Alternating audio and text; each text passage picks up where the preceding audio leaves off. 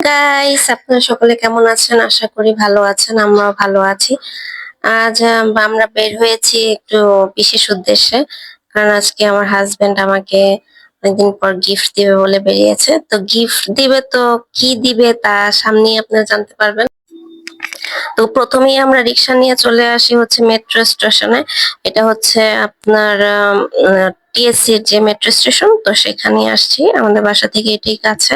তো এখানে আসছি আমরা। তো আসার পর তো শুক্রবার হয়, দেখি যে প্রচন্ড ভিড়। তো তারপরও ভেতরে যাই, আমরা দেখি যে কি কতটুকু কি অবস্থা, ভিড় ঠেলে যেতে পারি কিনা।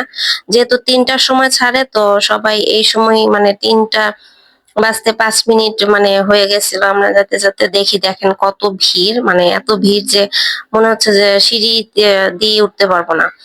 তো যাই হোক, তো সেখানে যাই, সেখানে গিয়ে দেখি যে প্রচন্ড ভিড়।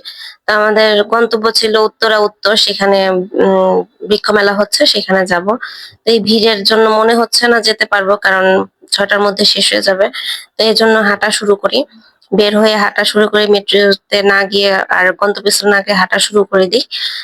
যাব হচ্ছে দোয়েল চত্বর, সেখানে গিয়ে কিছু ইনডোর প্ল্যান্ট কিনবো। এটাই হচ্ছে আমার গিফট, আর আমার হাজবেন্ড আমাকে এই গিফট গুলো করবে। তো রাস্তায় যেতে যেতে রমনাকালী মন্দির, তারপরে হচ্ছে মানে অন্যান্য যে চার শহীদের মাজার, এগুলো সব ঘুরে ঘুরে দেখি।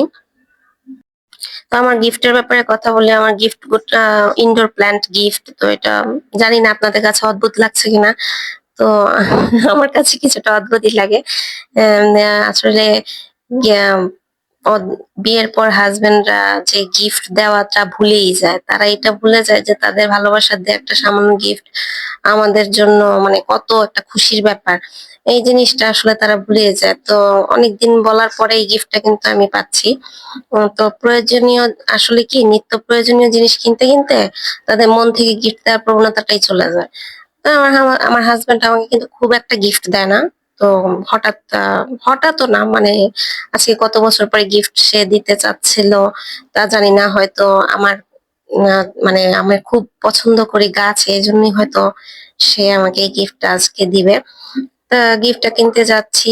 আম, আমার কিন্তু এক্সাইটমেন্ট হচ্ছে অনেক, আমি গাছ অনেক পছন্দ করি।